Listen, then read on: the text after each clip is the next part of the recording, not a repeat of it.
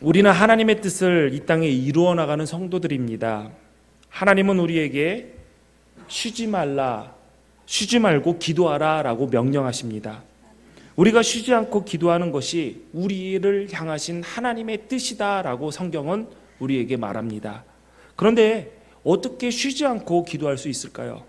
이 말은 아무것도 하지 말고 하루 종일 골방이나 수도원에 들어가서 기도하라 라는 말은 아닙니다. 예수님의 공생애를 보더라도 우리는 알 수가 있습니다. 예수님은 골방에 들어가서 기도만 하신 분이 아닙니다. 그 공생애 동안 정말 누구보다 바쁘게 사셨습니다. 사도 바울도 마찬가지입니다. 누구보다 열심히 전도하면서 살았습니다. 그러면 대체 어떻게 쉬지 않고 기도하라는 말입니까? 분명 쉬지 말고 기도하라는 말은 우리의 생각과 같이 계속 기도하는 것은 아니라는 것이 분명합니다. 기도는 모든 종교의 보편적인 수단입니다. 종교인과 비종교인을 구분하는 공통의 기준이 있다면 그 사람이 기도를 하는가 아닌가를 보면 알 수가 있습니다. 기도한다라는 것은 내가 종교가 있다라는 것을 의미하는 것이고, 간절하게 소원하고 있지만 내 힘으로 이룰 수 없는 무언가가 있다는 것을 의미합니다. 내 힘으로 되지 않으니까 힘 좀 빌려달라, 나 좀 도와달라라는 행위가 기도입니다. 그래서 모든 기도는 소원을 이루고자 하는 열망과 비례합니다. 내가 얼마나 간절히 원하느냐에 따라서 기도의 형태, 기도의 시간, 심지어 기도의 장소 또한 바뀝니다. 정말 무섭게 기도하는 종교인들이 있습니다. 금식도 하고 밤을 새워서 기도하고 목소리가 찢어지라 부르짖으면서 기도하는 사람들도 있습니다. 심지어 자신의 몸에 상처를 내고 자신을 학대하는 고통을 주면서까지 기도하는 종교인들도 있습니다. 그런데 이러한 기도에는 공통적인 전제가 있습니다. 나의 기도로 신을 움직일 수 있다라는 생각입니다. 한마디로 말하면 지성이면 감천이다라는 것이죠. 인간의 지극정성이 하늘을 감동시켜서 신이 끝내 내 소원을 들어준다라는 것입니다. 물론 그 정성에는 물질을 드리는 것도 포함되고 내 몸을 드리는 것까지도 다 포함이 됩니다. 그래서 기도는 신을 달래고 신에게 때를 쓰고 신을 감동시켜서 끝내 내 뜻을 관철시키는 일입니다. 하지만 이런 것이 기도라고 한다면 어린아이가 장난감 가게 앞에서 울고불고 때를 쓰면서 끝내 원하던 장난감을 손에 쥐는 것과 무엇이 다르다 할 수 있겠습니까? 예수님은 산상수훈에서 가장 먼저 팔복과 기도를 가르치셨습니다. 많은 사람들이 궁금한 것을 예수님께 먼저 물어봤겠죠. 예수님, 무엇이 복입니까? 그 복을 얻으려면 어떻게 해야 됩니까? 그 복을 구하는 기도의 내용은 어떻게 해야 됩니까? 이 질문들에 대한 대답이 바로 주님이 가르쳐 주신 기도인 주기도문입니다. 예수님은 이에 앞서서 두 가지 잘못된 기도를 알려주셨습니다. 오늘의 본문 말씀 내용이죠. 너희가 기도할 때 외식하는 자와 같이 하지 마라. 이 외식하는 자는 연기하는 사람을 말합니다. 그들은 사람에게 보이려고 큰 회당과 큰 거리 어귀에 서서 기도하기를 좋아하느니라. 내가 진실로 너희에게 이르노니 그들은 자기 상을 이미 받았느니라. 너는 기도할 때에 내 골방에 들어가 문을 닫고 은밀한 중에 계신 내 아버지께 기도하라. 은밀한 중에 보시는 내 아버지께서 갚으시리라. 또 기도할 때 이방인과 같이 중언부언하지 말라. 그들은 말을 많이 하여야 들으실 줄 생각하느니라. 예수님께서 유대인들의 기도가 잘못되었다라고 하신 이유는 그것은 바로 사람들을 의식해서 기도하기 때문입니다. 기도하는 것이 아니라 기도하는 연기를 하는 것이죠. 그래서 그들에게는 하나의 처방을 내립니다. 너희는 사람을 의식하지 않고 기도할 수 있는 그곳 골방으로 들어가서 기도해라. 이방인들의 기도가 잘못되었다라고 하신 이유는 그들의 기도가 중언부언하기 때문입니다. 이 중언부언하다라는 말은 그들이 기도할 때 마치 주문을 외우듯이 같은 말로 반복하면서 기도하는 것을 꼬집는 것입니다. 그렇다면 유대인들의 기도, 이방인들의 기도의 그 모습들이 우리의 기도에서는 안 나타날까요? 아니요, 나타납니다. 저에게서도 그런 기도가 있고 있었습니다. 첫 번째, 유대인들의 기도, 기도의 연기, 외식하는 기도. 어렸을 때 부모님이 새벽 기도회를 데리고 가요. 그럼 얼마나 졸려요. 그러면 기도하다 보면 기도가 아니라, 물론은 기도를 하다가 잠으로 빠져듭니다. 이러고 있죠. 그때 뭔가 강력한 레이저로 조사된다라는 느낌을 받게 됩니다. 누군가가 나를 쳐다본다라는 거죠. 그 누군가는 저희 어머니일 가능성이 굉장히 높습니다. 집에 가서 평안하게 아침을 보내려면은 내가 졸지 않았다라는 것을 분명히 그 레이저를 쏘시는 분에게 알려드려야 되죠. 그럼 어떻게 돼요? 졸았다가도 여기 쳐다보면 안 돼. 들켜. 그냥 자연스럽게 하면서 입을 조금씩 움직입니다. 이게 바로 외식하는 기도입니다. 기도하는 연기. 뭐 저만 그랬나요? 여러분 안 그러셨어요? 안 그랬다고요? 제 지켜보겠습니다. 자, 중언부언하는 기도, 주문을 외운 듯한 기도 뭡니까? 우리 잘 알잖아요. 비나이다 비나이다 비나이다. 무언가 똑같은 말을 반복하는 기도들이 있습니다. 왜? 기도 시간은 길어야지 그 기도를 들은 누군가가 감동할 거 아니고, 감동할 거고, 그러니까 기도를 늘려야 되는데 할 말은 없으니까 어떻게 기도해요? 했던 말 하고 또 하고 또 하고 또 하고 또 하고. 아버지 한 번만 불러도 알아요. 아버지. 예. 뭐 이런 주문과 같은 기도 또한 이방인들의 기도와 같다고 예수님께서는 꼬집으신 거죠. 그렇다면 이러한 기도, 잘못된 기도, 이거를 계속해야 되나? 물론 계속하면 안 됩니다. 우리의 기도가 잘못되었다면 기도는 하면 할수록 문제가 됩니다. 척추가 휘어졌어요.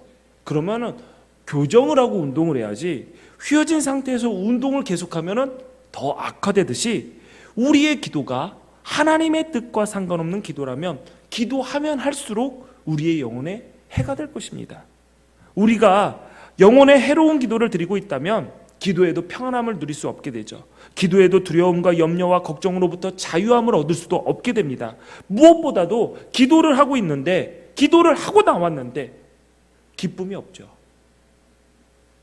그래서 예수님께서는 우리에게 바른 기도, 우리가 쉬지 않고 기도해야 될 기도의 제목들, 내용들을 가르쳐 주셨습니다. 우리가 쉬지 말고 기도해야 한다면 무엇을 놓고 기도해야 되는지 예수님께서는 우리에게 낱낱하게 알려주신 거죠. 그래서 예수님께서는 이렇게 말씀하셨습니다. 너희는 이렇게 기도해라. 하늘에 계신 우리 아버지여, 이름이 거룩히 여김을 받으시오며 나라가 임하시오며 뜻이 하늘에서 이루어진 것 같이 땅에서도 이루어지이다. 오늘 우리에게 일용할 양식을 주시옵고 우리가 우리에게 죄 지은 자를 사하여 준 것 같이 우리 죄를 용서하여 주시옵고 우리를 시험에 빠지지 않게 하시고 악에서 구하소서. 가장 먼저 하나님의 이름, 하나님의 나라, 하나님의 뜻을 위한 기도를 하라고 가르치셨습니다. 우리의 기도의 내용을 볼까요? 내 이름을 내고 내 나라와 내 왕국을 이루고 내 소원과 내 꿈과 내 뜻을 이루는 기도를 혹시나 우리는 많이 하고 있지 않습니까? 예수님은 분명히 얘기합니다. 너의 왕국이 아니라 하나님의 나라를 위해서 기도해라. 그런 다음에 일용할 양식, 죄의 용서와 시험, 그리고 악에 빠지지 않을 것을 구하라 라고 말씀하십니다. 그런데 여기 앞에 항상 따라다니는 단어가 있습니다. 우리의 라는 단어입니다. 우리에게 일용할 양식, 우리의 죄를 용서해 주시고 우리가 시험에 빠지지 않게 해 주시옵소서. 나만 먹고 나만 용서받고 나만 시험에서 구출되고 악에서 구해달라는 것이 아닙니다. 예수 그리스도가 우리에게 가르쳐 주신 기도는 나를 위한 기도가 아니라 우리를 위한 기도입니다. 개인만을 위한 기도가 아니라 공동체를 위한 기도인 것이죠. 예수님을 따르는 제자는 이렇듯 하나님 나라를 위하고 공동체를 위하는 기도를 합니다. 예수님은 그 기도의 모범을 보이셨습니다.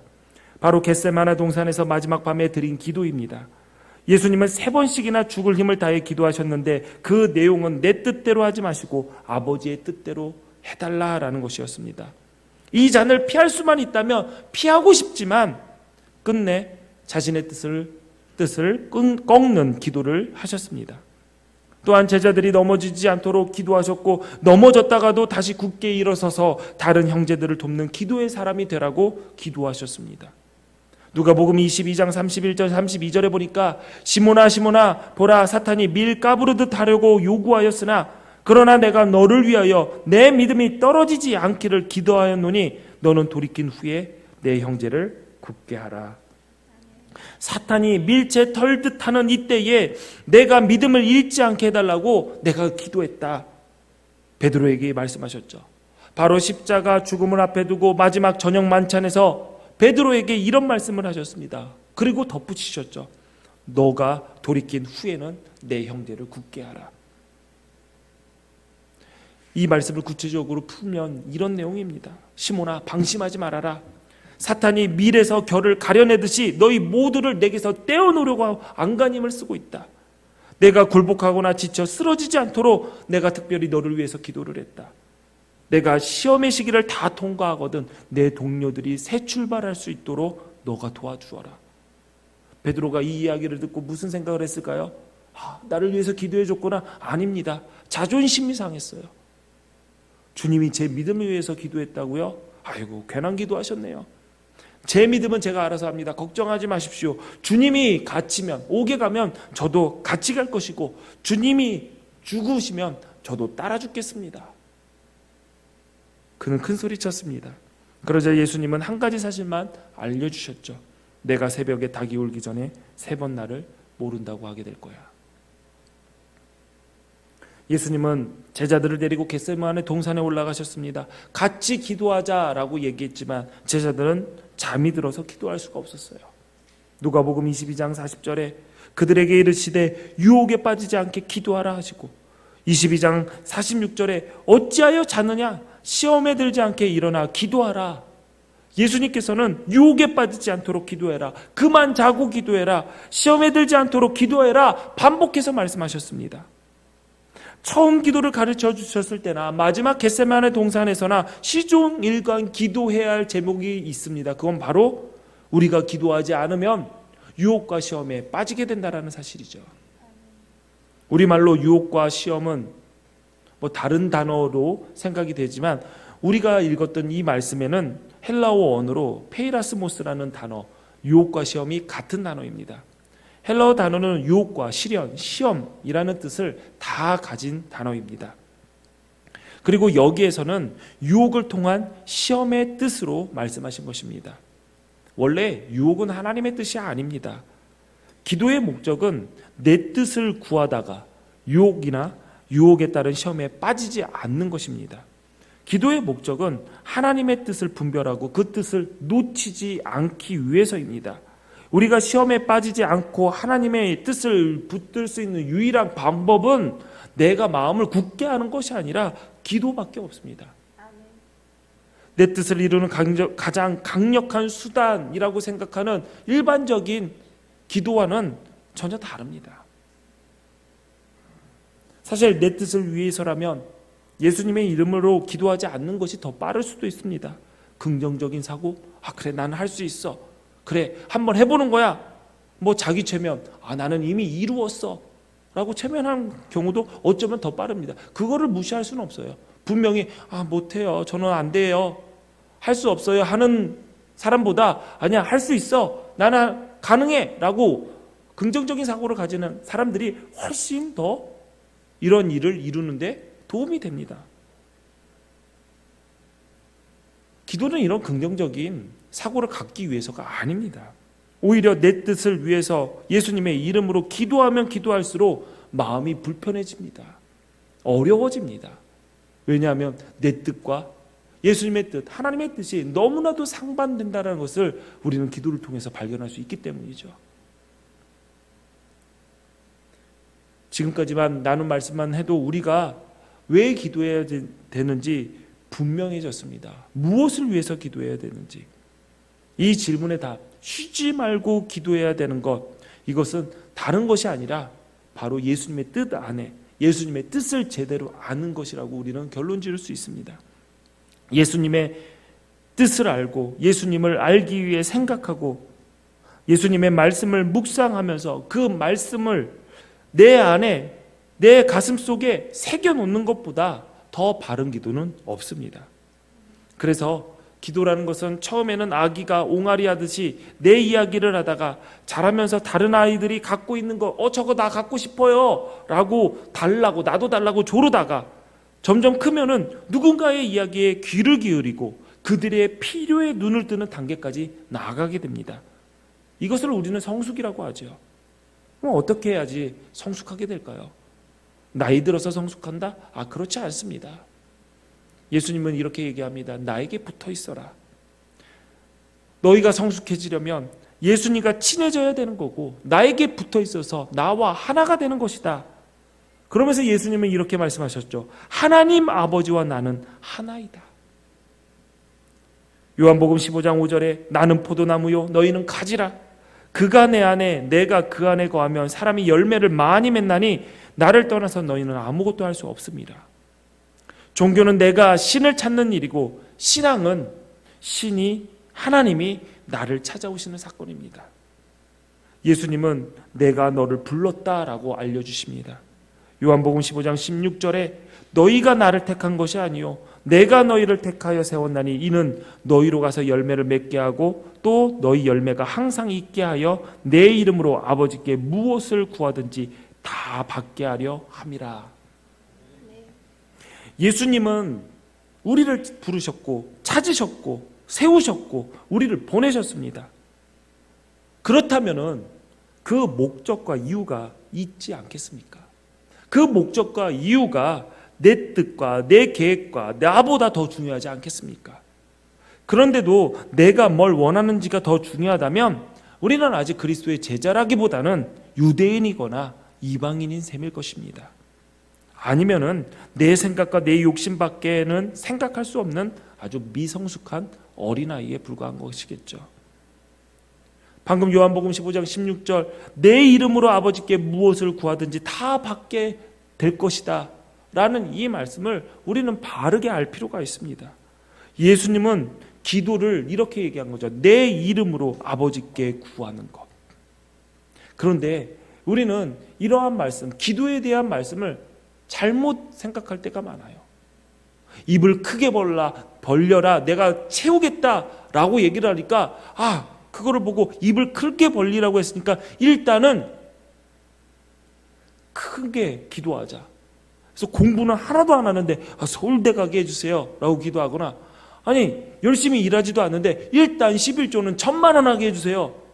그러면 잘 생각해 보세요. 11조를 매달 1,000만 원씩 하면 매달 얼마씩 벌어야 돼요? 1억씩 벌어야 되잖아요. 근데 일하는 거 보면 그렇게 열심히 안 해요. 그럼 어떻게 하라는 거예요? 그래서 왜 그렇게 기도합니까? 입을 크게 벌라고 그래서요.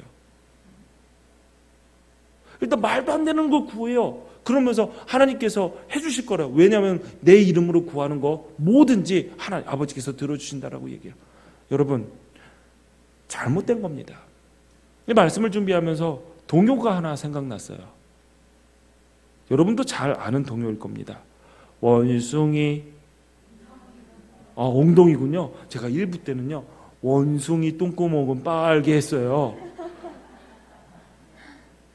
그런데 저는 그렇게 배운 것 같거든요. 근데 앞에 영사님 한 분이 자꾸 계속 이러는 거예요. 그래서 왜 그러지? 그랬더니 답답하니까 똥구멍이 아니라 엉덩이에요 목사님 그런 거예요. 원숭이 엉덩이는 빨갛대요. 원숭이 엉덩이는 빨가면 뭐예요? 빨가면 사과는? 맛있으면? 바나나는? 기르면? 기차는? 빠르면? 비행기는? 높으면? 백두산 위에 뭐가 펄럭이죠? 태극기가 펄럭여요. 그러니까 원숭이 똥구멍이 원숭이 엉덩이가 빨간 거랑 태극기 펄럭이는 거랑 뭔 상관이에요? 제가 보니까 그 동요의 작사자는 아마 백두산에 태극기가 펄럭이는 뭔가 그것을 생각하고 원숭이 똥구멍으로 원숭이 엉덩이로 시작했을 거예요. 근데 원숭이 엉덩이하고 태극기 바람에 펄럭이는 거랑 아무런 상관이 없어요. 근데 우리는 성경을 보면서 기도는 이렇게 하라네? 예수님께서 기도는 이렇게 하라니까? 그러면 무조건 구하면 되네? 무조건 구하면 하나님께서 들으신다네? 그러니까 내 뜻은 이거니까? 나는 무조건 그러니까 원숭이 엉덩이에 백두산에 태극기를 꼽아서 흔드리는 거를 똑같은 걸로 얘기를 하는 거죠. 말도 안 되는 거를 하나님의 말씀이다라고 얘기하면서 그거를 놓고 막 기도를 해요. 그러면서 얘기하죠. 하나님께서 약속의 말씀을 안 지켜주셨다고. 아니죠. 다른 거죠. 예수님의 이름, 내 이름으로 기도해라. 도깨비 방망이가 아닙니다. 예수님의 이름으로 기도합니다. 이건 기도를 마치는 주문도 아니에요. 예수님의 이름으로 구한다라는 의미가 있습니다. 여러분, 이름은 무엇을 가지고 있나요? 정초라는 사람이 있어요.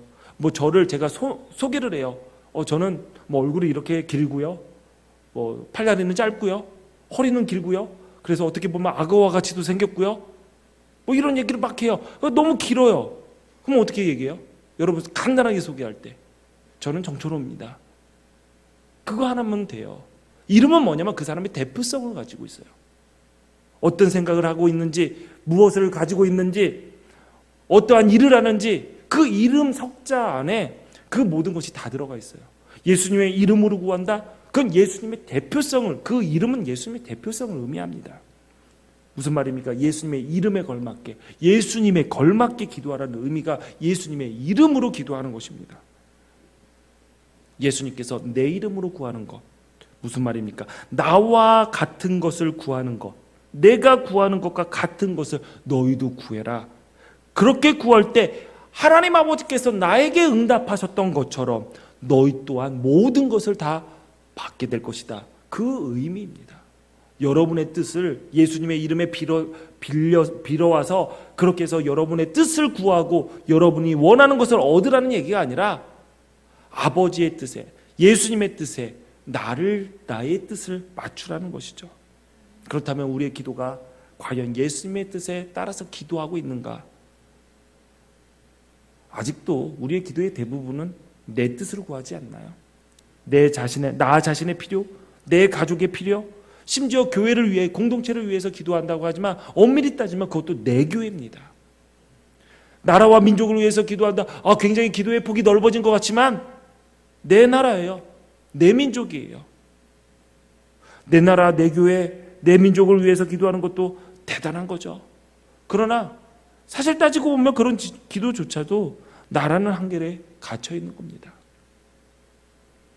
지금 이스라엘 팔레스타인에서 서로 로켓포를 쏘아대고 막 서로를 죽이지 못해서 안달이에요. 여러분 그 뉴스를 보시면서 여러분 어떠한 생각을 가지고 계십니까?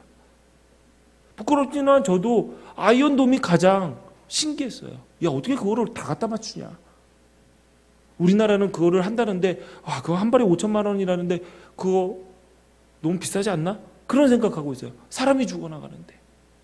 인도에서 지금 수만 명이 죽어가고 있는데 제 생각에는 그 생각밖에 안 해요. 최 집사님 빨리 들어와서 다행이다.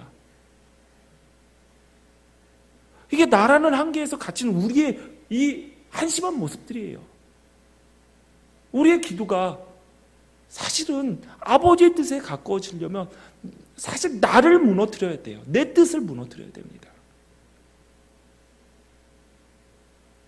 하나님은 이러한 한심한 우리에게 이사야 선지자를 통해서 이렇게 말씀하셨습니다. 야곱아, 너를 창조하신 여호와께서 지금 말씀하시느니라. 이스라엘아, 너를 지으시니까 말씀하시느니라. 너는 두려워하지 말라. 내가 너를 구속하였고 내가 너를 지명하여 불렀나니 너는 내 것이라. 너는 내 거야. 저는 이 말씀을 읽을 때는 처음에 감격스러웠어요. 하나님께서 나를 하나님의 것이라고 하는구나. 와, 내가 얼마나 하나님의 것이라 감격을 했는데 잘 생각해 보니까 약간 어려운 생각이 딱 들더라고요. 그럼 지금까지 착각한 거야?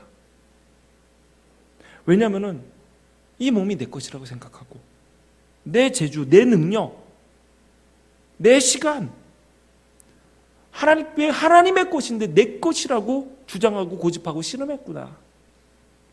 그렇게 생각하니까 이 말씀이 불편하더라고요. 이런 나를 부르신 목적이 하나님께서는 그래, 너는 네 것이 아니라 내 것이라는 것을 깨닫게 하시기 위해서 부르셨구나. 이것이 바로 하나님의 구원의 은혜구나. 여러분, 내 것이라고 생각하는 내 몸이 내 것이 아니라 하나님의 것이라고 깨닫게 되는 순간 우리는 구원받는 겁니다. 여러분, 세상에 내 것이 없구나라고 깨닫는 것이 구원의 본질입니다. 내가 내 것이 아닌데 내가 뭘 가졌든 그게 내 것이 되겠습니까? 내 것이 아닌 것을 내 것이라고 착각하여 늘 내 것 아닌 남의 것을 내 것으로 생각하니 그 삶이 죄밖에 없는 것입니다. 내 것이 아닌데 내 것처럼 쓰도록 허락받은 것을 위탁관리라고 하죠. 내 몸도 위탁받은 것이고 내 가족도 하나님께서 내게 맡기신 사람들입니다. 내 것이 아닌 하나님의 것을 위탁받았으니 성실히 책임을 지고 잘 관리하고 사랑해야 됩니다. 아껴야 됩니다. 내 이웃도 내가 잘 섬기라고 붙여주신 하나님의 것입니다. 하나님은 먼저 우리에게 열매를 허락하셔서 우리의 열매를 먹고 그들도 열매를 맺도록 하겠다라고 하십니다. 그래서 구원은 개인의 일이지만 공동체의 사건입니다. 하나님께서 한 죄인이 돌아오면 그렇게 기뻐하셨습니다. 왜 그렇게 기뻐하셨을까요? 하나가 소중하기 때문에 물론 그렇죠. 그러나 더 기쁜 뜻이 있습니다. 그 한 사람이 돌아오는 것으로 통해서 많은 사람들이 돌아오실 것을 아셨기 때문이죠. 그 한 사람을 통해서 그 가정이, 그 이웃이, 그 공동체가, 그 사회가, 그 나라와 민족이, 그리고 더 우주적인 이 하나님의 모든 교회, 그리고 하나님의 모든 창조물들이 주께로 돌아올 것을 아셨기 때문에 한 영혼을 천하와 같이 보셨던 것입니다.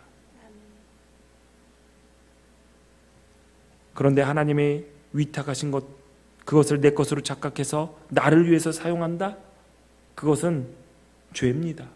횡령이고 배임에 해당됩니다. 그래서 우리의 숱한 죄의 기본 바탕은 횡령죄 혹은 배임죄에 해당됩니다. 한 사람이 시험이 들고 유혹에 빠지면 얼마나 많은 사람이 어려움을 겪는지 모릅니다. 가정이 유혹에 빠져요. 그럼 가족이 흩어집니다. 목자가 시험에 빠져요. 그러면 양이 흩어집니다. 지도자가 넘어져요. 그러면 수많은 사람들이, 그들을 따르는 수많은 사람들이 같이 넘어집니다.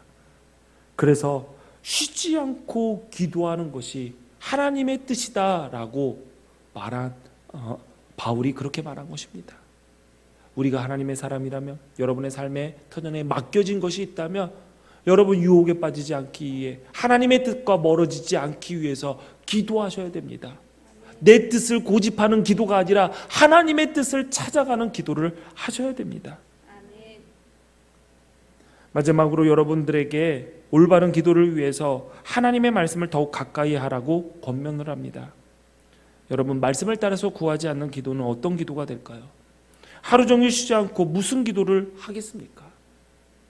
만약에 어떤 사람이 매주 로또를 사면서 종일 기도했다고 칩시다. 로또 기계 앞에서 번호 하나하나 기도하면서 받아가지고 적었어요. 그랬더니 응답이 됐습니다. 그 기도가 1등에 당첨이 됐어요.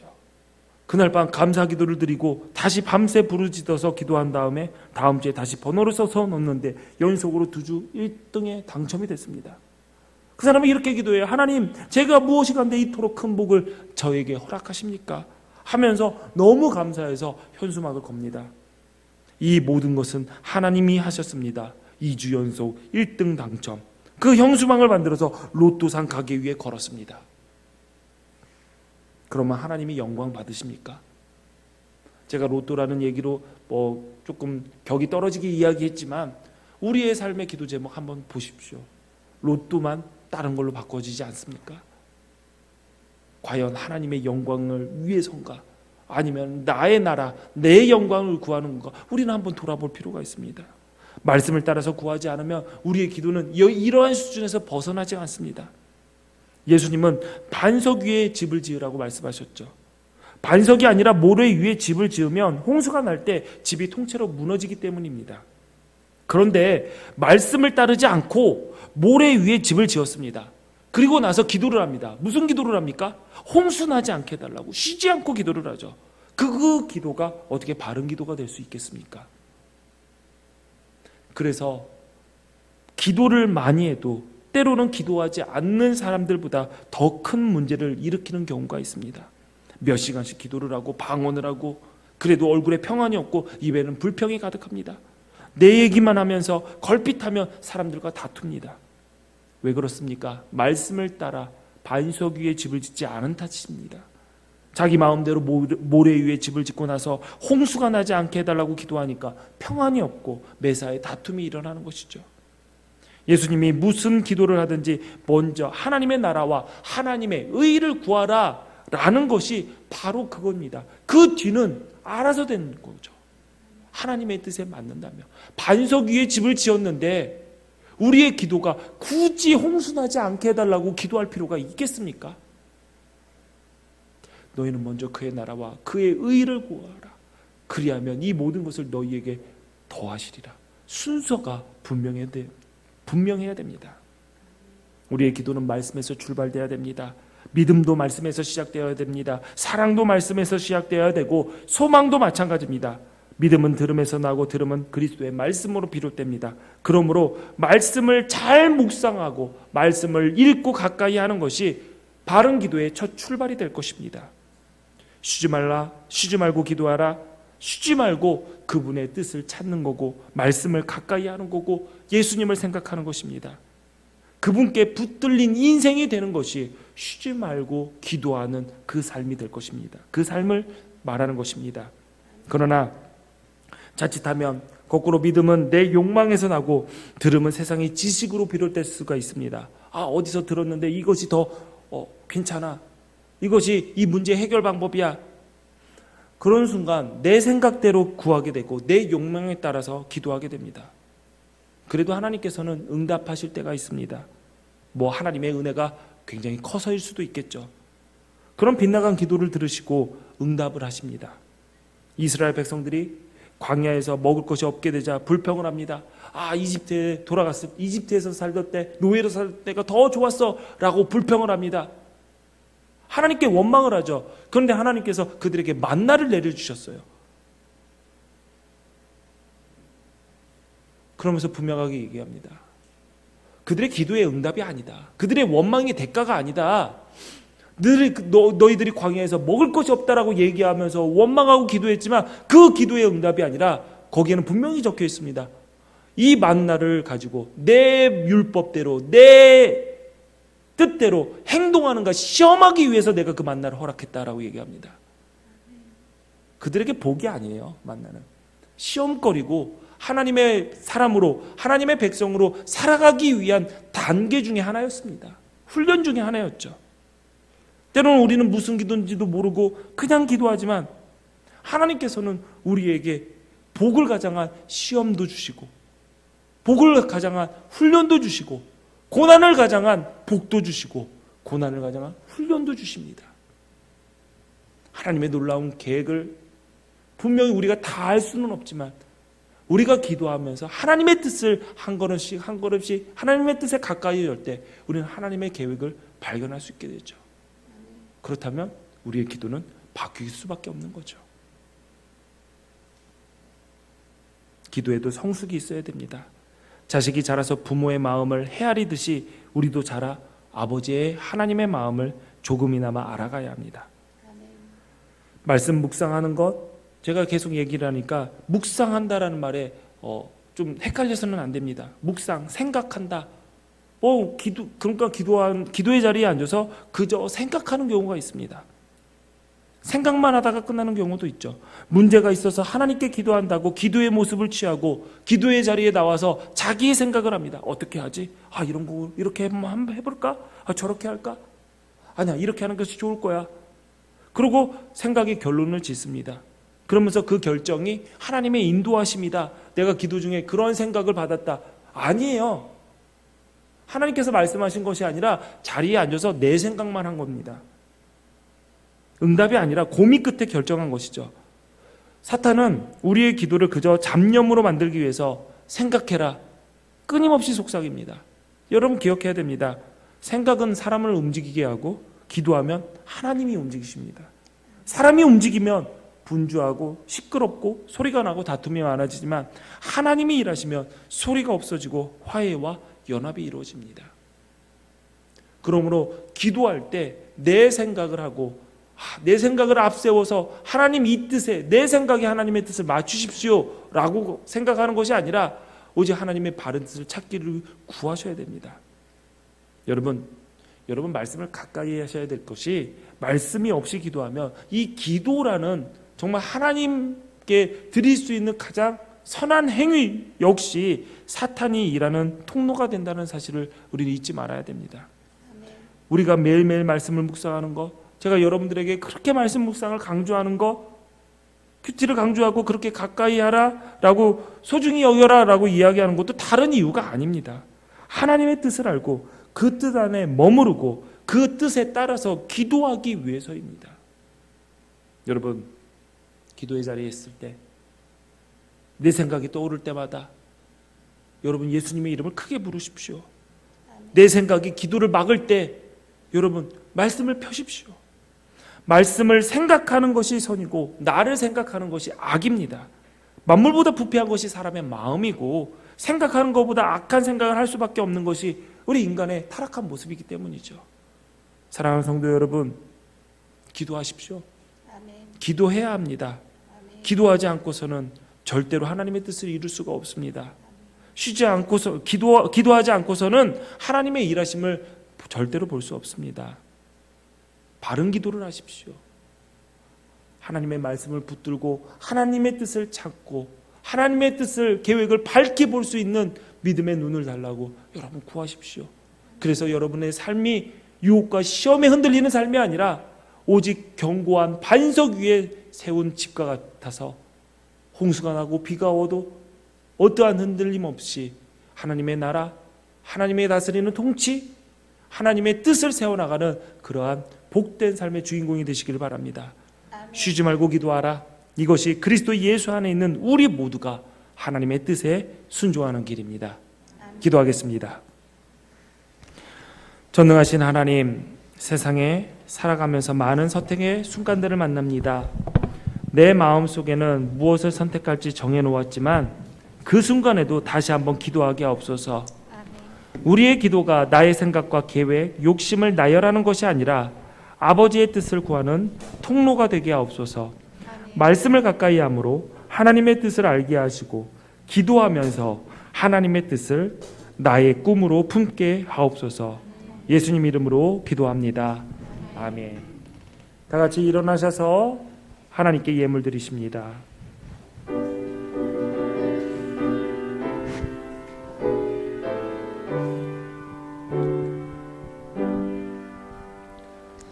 모든 것이 주께로부터 왔으니 이 예물을 주께 드리나이다.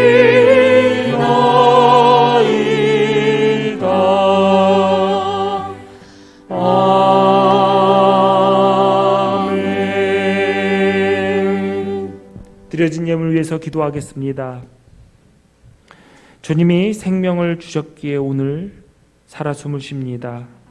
건강을 주셨기에 오늘도 몸을 자유롭게 움직여 예배하는 자리에 나왔습니다. 주님이 물질을 주셨기 때문에 생존에 필요한 것들을 쓸 수 있었습니다. 사랑하는 주님, 오늘 내가 누리는 모든 것이 하나님의 사람으로 살아가라고, 사명 감당하라고 주신 것임을 고백합니다. 내가 가진 모두가 주님의 것이오니 나만을 위해서, 나의 욕심을 위해서만 쓰는 것이 아니라 하나님 나라를 위해서 나에게 주어진 사명을 감당하기 위해서 사용하게 하옵소서.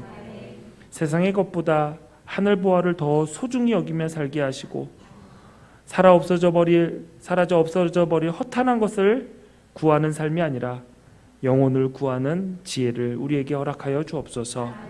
이 예물을 맡아 사용하는 기둥교회에도 함께하여 주셔서 인간의 생각과 욕심이 아닌 하나님의 뜻을 온전히 이루는 일에 성도들의 하나님께 드린 그 이 예물을 지혜롭게 사용할 수 있도록 인도하여 주옵소서. 우리 주님 예수 그리스도의 이름으로 기도하옵나이다. 아멘.